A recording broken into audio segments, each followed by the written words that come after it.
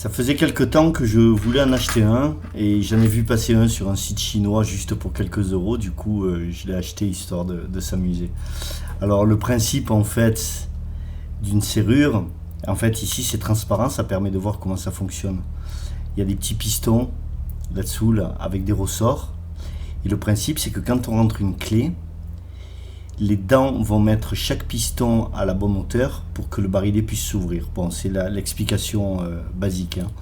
Quand on rentre en fait la clé, on voit les petits pistons qui bougent. Ouais, là on les voit bien. Et quand ils sont là, tous à la bonne hauteur, donc ça correspond en fait au dessin de la clé. Alors ça ne veut pas dire qu'ils sont tous à la bonne hauteur ici, ils sont tous à la bonne hauteur sur le barillet en fait. C'est là que l'explication est un tout petit peu plus compliquée parce qu'en fait il y en a deux de pistons. Et il faut tomber pile poil entre les deux. Et donc quand on est en face, ça s'ouvre.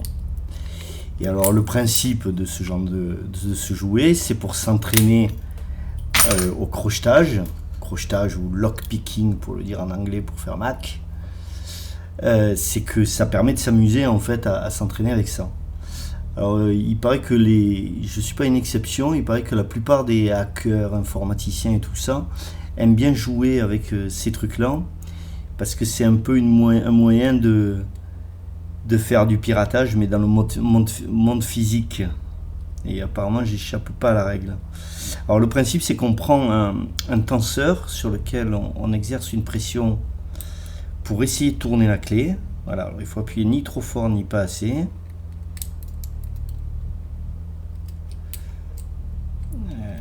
Là, on va essayer.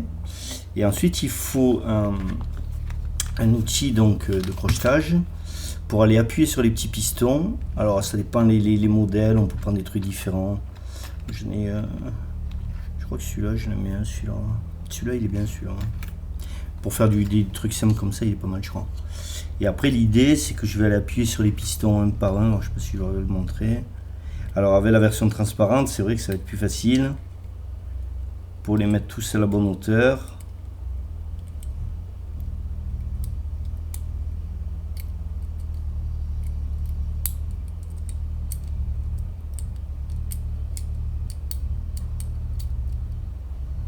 Alors en fait, quand on met la pression avec le tenseur et qu'on tripote les pistons, en fait, chaque fois qu'on passe à la bonne hauteur, clac, ah, il s'est ouvert. En fait, le piston se bloque à cause de la tension et il suffit de tous les mettre à la bonne hauteur.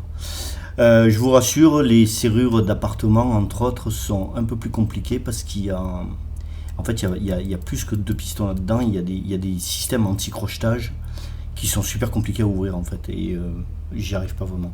Mais sur les serrures simples comme les cadenas et tout ça, ça s'ouvre assez facilement en fait. Voilà, ça faisait longtemps que j'avais pu jouer avec ce truc.